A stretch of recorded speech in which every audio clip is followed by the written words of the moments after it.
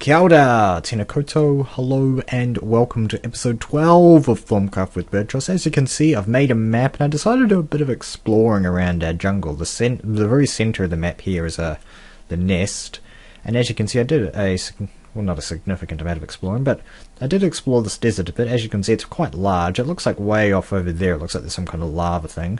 But anyway, so I was exploring around in the desert and I came across that.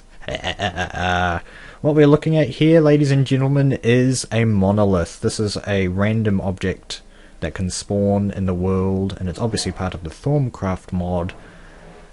And I can't tell you much more about it without spoiling all the cool stuff that this thing can do. So yeah, we've got a monolith. That's I was kind of worried that there wouldn't be any monoliths anywhere near the jungle, but as you can see, the jungle's just over there.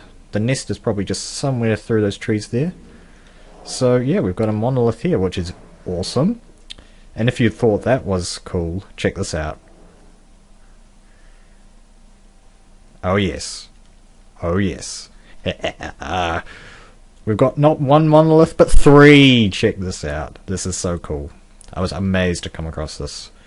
I actually discovered these two monoliths first, and then I discovered that one over there. But yeah, we've got three monoliths. All pretty near each other, all pretty near my house, which is cool. And now I'm just chasing after this fiery wisp. And yeah, so yeah, I need to clean out my inventory, and then I'm probably going to head back down to the zombie spawner to show you what's what down there. So I'll be right back.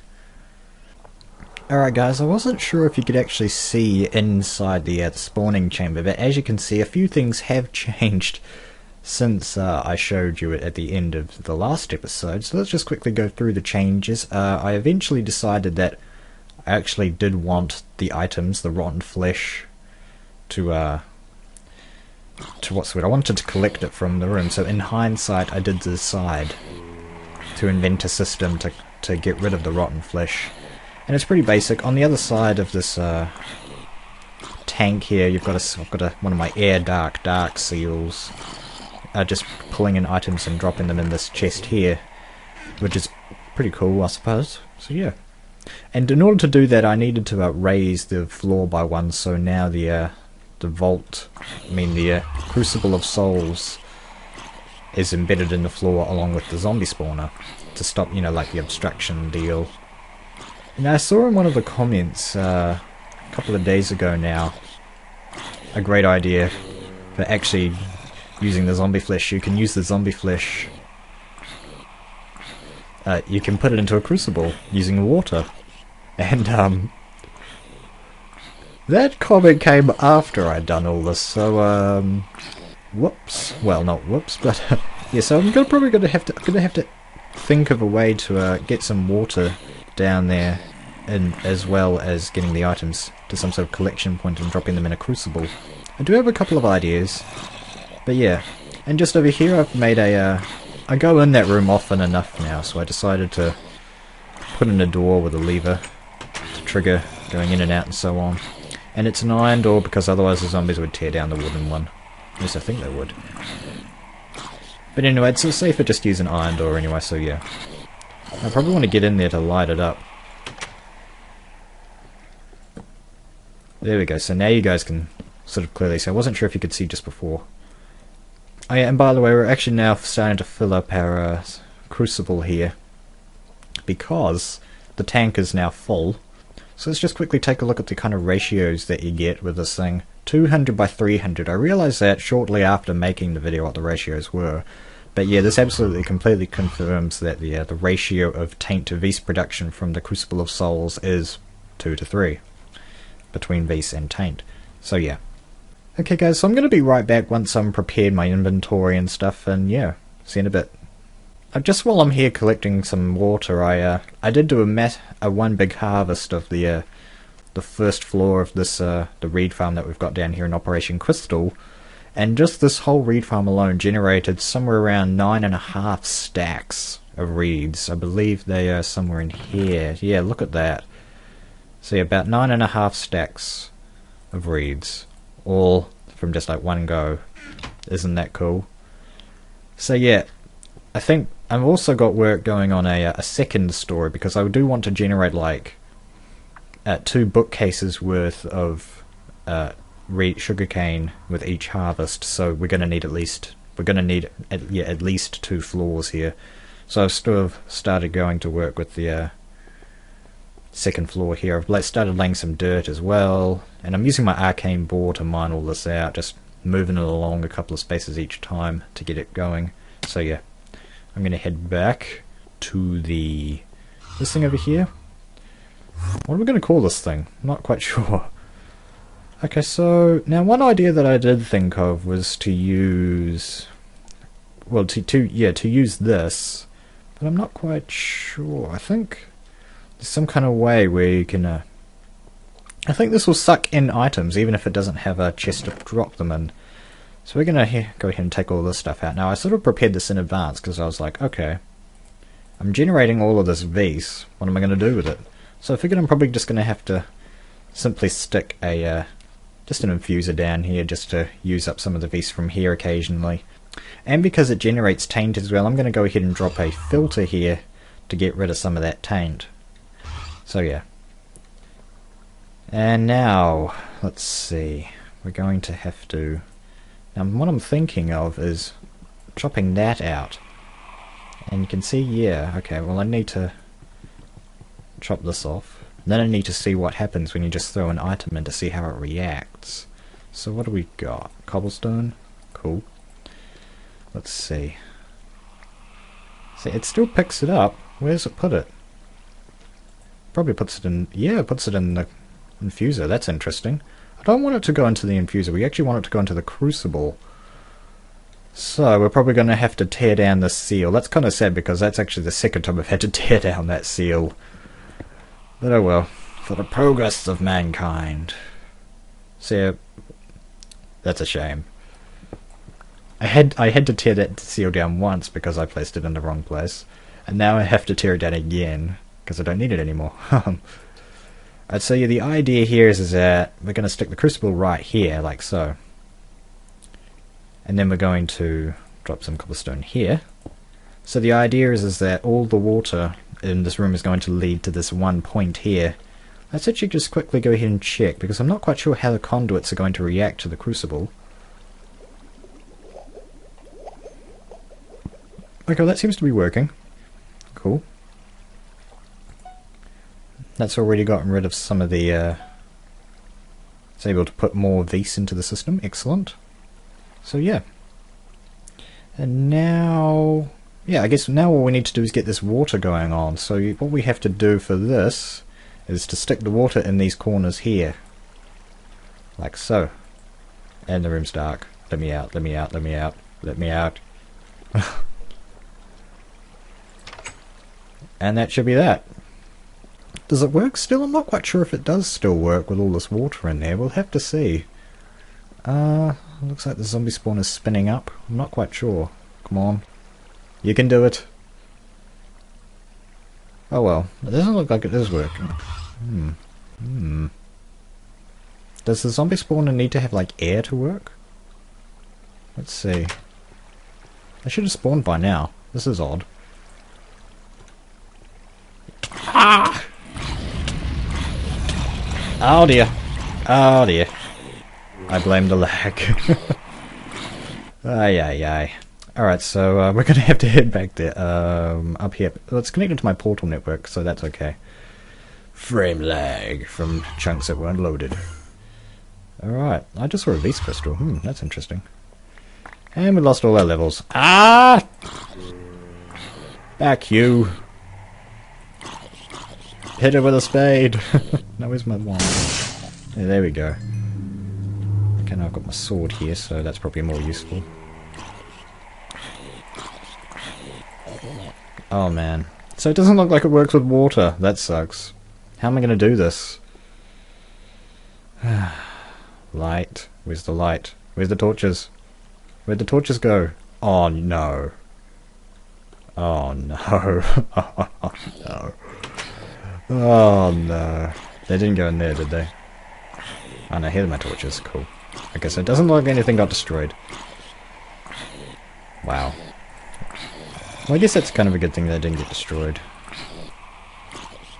Lightning, that all goes like that, yeah.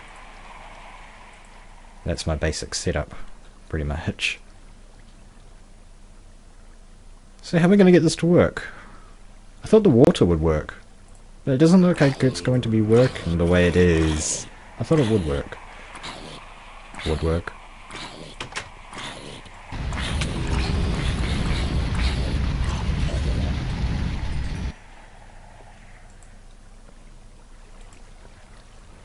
Why is so? Yeah, it obviously isn't working. Okay, well the rotten flesh. So yeah, the rotten flesh. No, the rotten flesh doesn't fall in. No. Okay, I know what we can do to fix that. I need a sign. I need to get some wood. Okay, so I'm gonna go quickly grab a sign. Well, actually, I can just knock out some of this stuff. Cool. Actually, I'm gonna knock out some of this wood here, and then we will be right back. Okay, so the way this works is that what you need to do is you stick your sign right there. So all the water will collect to this point. Anything that falls in becomes victim to the crucible. So we're just going to quickly stand way over in this corner and see if that works. You probably can't see on YouTube, I'm sorry. Oh, did I just pick it up? I think I just picked it up. I can see pretty much anything in this room is going to head to that single location. And it's not going to fall in. Come on. I need this to be automated. Ah! Please. Oh no! It gets stuck on the very edge. Maybe the sign was... Maybe if I get rid of the sign, because it seems to go over the top, no problem. Come on. I can see it now, it's falling in. It wasn't falling in before. Yeah, that works. So what if I throw right there?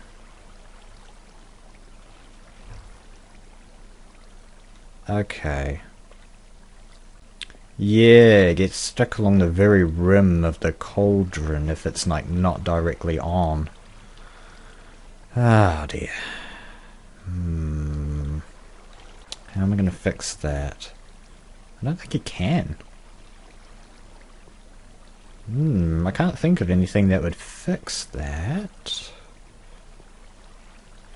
Because, you know, it doesn't fall in because it sticks to the rim. Probably the only solution would be to have multiple crucibles, but I don't want to spend that kind of I'm not prepared to spend that much crystals on this, so... Oh dear. I guess that means I have... You know what that means? It means that I destroyed my crystal in vain. Oh boy. Man, this is just like one big disaster. This is one big disaster. At least I'm getting free vase. How are we doing? 298. So yeah, the tables are turning. Thank you, Mr. Whatever you are. Filter. Okay. How am I going to fix this? Okay, well, I guess we'll get back to that, because I do want to do something else today. I might try to see if I can work this out off camera, because I'm having a little trouble thinking and talking at the same time. Probably might have more luck once I've sort of thought about it for a little bit by myself, and not having the pressure of people watching me. Sorry. So what we need to do now, I actually do want to get some research done this episode as well. And we do have a few discoveries, a few theories, yeah. We've got the Charm of the Dead, the Thorn Confuser. No, we've got... Oh, no, that's cool. We've already got a Dark Infuser, so...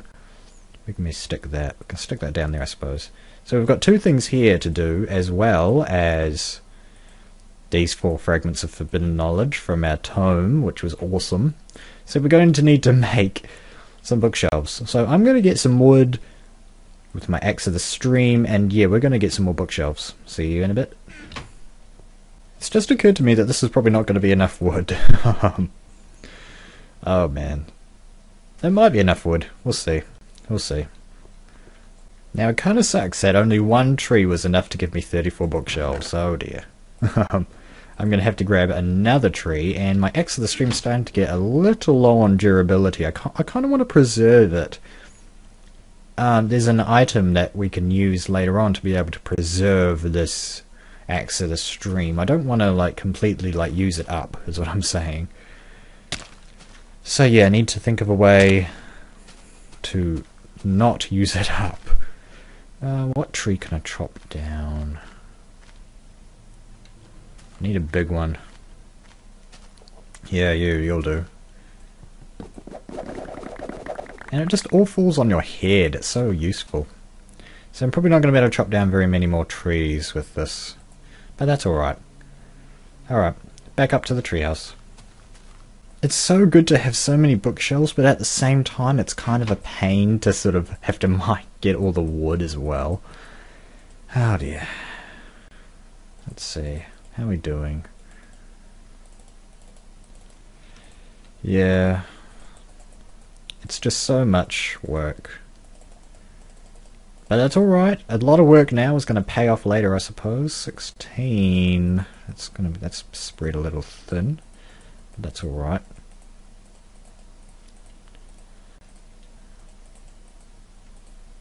So how many got now? We got 5 extra. Totally worth it. Totally.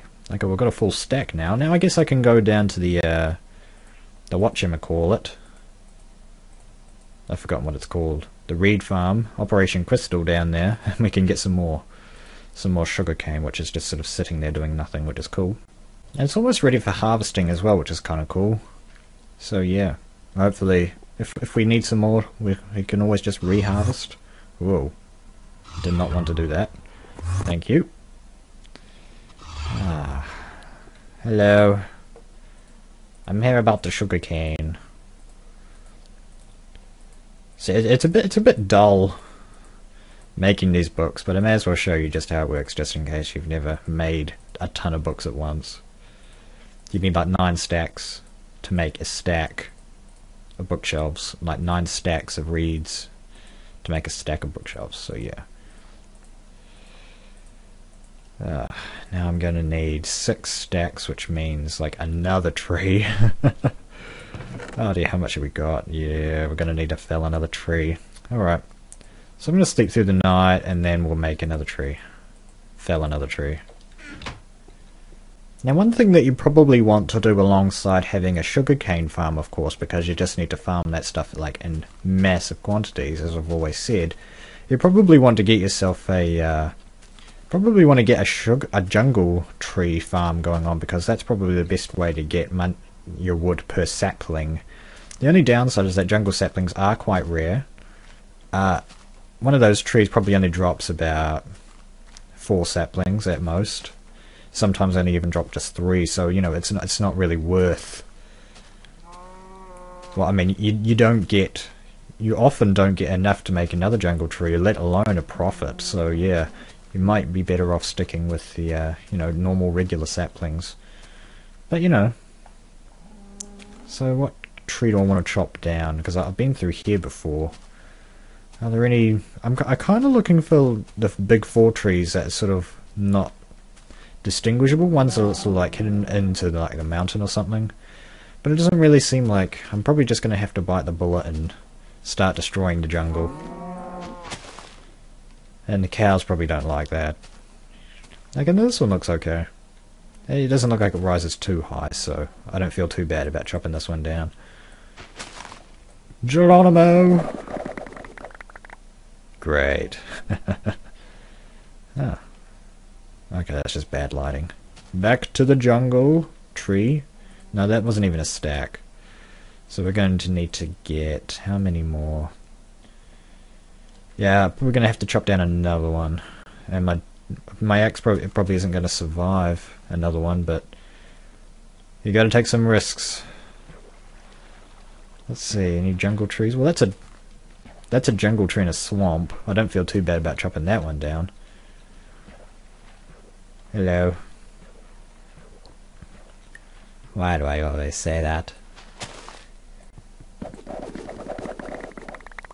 Oh yeah, the axe of the stream is gone, and it didn't even manage to chop down the entire tree, so that's what happens. I did want to save it, I didn't want to have to spend a couple of extra crystals on another axe of the stream, but hopefully the next axe of the stream that we make won't disappear.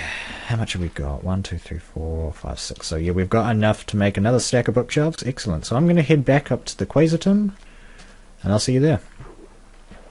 Now, one cool thing that ThaumCraft adds is the brain in a jar. The brain in a jar works very much like a bookcase in terms of sort of just boosting the passive effect that it has by, you know, placing bookshelves around a Quasitum. The brain in a jar is actually more effective than your bog standard bookshelf, so hopefully pretty soon we'll be able to use brains in a jar, but in order to get brains in a jar we're going to need to research zombie brains, and in order to get a bunch of zombie brains I'm going to have to do a bit of night exploring, because most of the time I'm sleeping through the night now that I'm sort of situated, but yeah, I'm probably just going to have to do a bit of nighttime wanderings to see if I can get a bunch of zombie brains. But anyway, let's get those bookshelves out of the way and do some cool research. Let's see. So this is going to give us like over 2 stacks of bookshelves. So we're not even going to be able to put all of the bookshelves that we have in the Quasitum. My dreams have finally come true. Cool, a stack. And the grand total of bookshelves is 2 stacks and plus 11. Beautiful. So we're going to take our theories and fragments and whatever else, and we are going to head down there and research them. Now hopefully I'm just going to go out on a leaf here, and I'm just going to yeah, let's just test for science. Let's just quickly see if a zombie brain plus these bookshelves will actually give us the brain in a jar. I really do want to get the brain in a jar out of the way to make future research easier. So let's see. Hopefully one of these zombie brains will give us it. Okay, cool. So let's just research this fragment. I don't want to waste all my zombie brains just in case. Okay, no, that didn't give us it. Please, Mr. Zombie Brain. Be lucky. Okay. Oh! Yeah! Awesome. So we just got the brain in a jar. So we're going to go ahead and research this. Unfortunately it's hard, but that's okay. I'd rather have a hard than like nothing. This is good. So I'm going to be back once this is nearing completion. Just really quickly, I'm going to make a ton of paper so that I don't have to fuel the Quasitum for a while with paper, because as we all know it runs on paper. Let's see how we're doing. Oh, cool. Oh yes, excellent. So let's see how we make the brain in a jar. Yay! What else can I say? It's a brain in a jar. It does occasionally whisper something useful. Maybe you should use it instead of bookcases for enchanting or research. Okay, it looks like it uses 33V 16 taint to make it, and yeah, it gives you that. You need to use a dark infuser by the looks of this background here. Takes a zombie brain, obviously, some glass, some soul sand, and a water bucket. So that's quite an expensive recipe actually. I'm probably going to need to do some nether travels, probably off camera, just get a ton of soul sand, probably somewhere in the vicinity of like a stack, probably. Gonna need a bunch of zombie brains as well, probably about a stack of those, some glass, and tons of water buckets. I'm not sure if it uses up the bucket in the recipe, but I guess we'll soon find out. So anyway, let's get on with the rest of this research. What else have we got? The Thaumic Enchanter. Just really quickly, I'm just looking up the recipe for the Pickaxe of the Core, and I think I might be able to make it now. We're going to need at least 6. Yeah, it's probably going to take 7 crystals to make it. But yeah, let's quickly see if we can. It's 7 crystals. Do I have... I don't want to use too many crystals. I'm kind of running low on crystals. I need to keep at least 3 for that. Okay, so now we've got one of these. That's good. But we need 3 thaumium ingots. What can we use for thaumium ingots? Probably our vaporuses. Yeah, why not? Well, I guess we need to keep some for our wand of lightning, because we're starting to get a little low on that. earthens. I kind of want to keep one of every crystal, so probably 2 aqueous and 1 earthen. I haven't really seen much use for these yet. Well, you need those for the axe of the stream, but oh dear, we'll see. Now I need 3 iron. Okay, just need 1 more. As I said, I think I transferred all my iron into blocks just to sort of save inventory space because it's getting a little cramped in here. So yeah, we'll just go up here. Now my research is probably done by now. And how much are we? How are we doing in here? 180. Cool. What was it again? That should just be any, right? Yeah. Then you can do that. Yeah. Cool. So we're gonna get him to make ourselves a pickaxe. Downstairs probably. And get some enchanted wood and fiery crystals. So this is the first time I've ever made a pickaxe of the core. No, I need to make the thaumium pick first. Cool. And we also need, yes, we just put these here and enchanted wood, which I forgot, of course. Yes, alright. Ugh, what was that? So the pickaxe of the core is definitely going to help out with expanding our sugarcane farm down there, and also just with general mining. So it looks like this is done now. And why is my frame rate dropping? There we go, sort of, maybe, probably not. Let's see what we got here. I've forgotten what it is now. The Thaumic Enchanter, yeah. Okay, so the Thaumic Enchanter. This arcane device works exactly like a normal enchantment table, except that it requires Vis instead of character levels. So yeah, it takes an enchantment table and an extract of purest magic and a conduit. I just spotted it just then. So yeah, 20 Vis and gives you the Thaumic Enchanter.